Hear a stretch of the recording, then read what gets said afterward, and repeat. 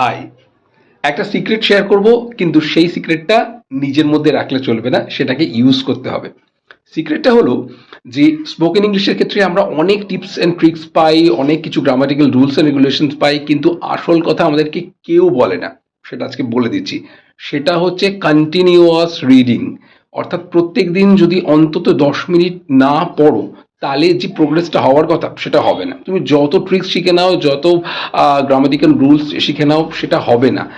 তার জন্য তোমার খুব আহামরি, খুব দামি বা খুব নামকরা বই দরকার নেই। আমাদের একদম basic Alice in the Wonderland এই বই থাকলেই চলবে।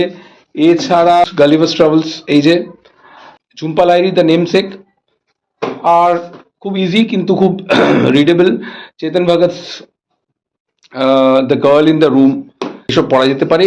এগুলো খুবই ভালো, এতে প্র্যাকটিসটা হয় এবং এতে কিন্তু একটা ফ্লুয়েন্সি চলে আসে। Reading is a great habit that everyone must have. Okay, bye by.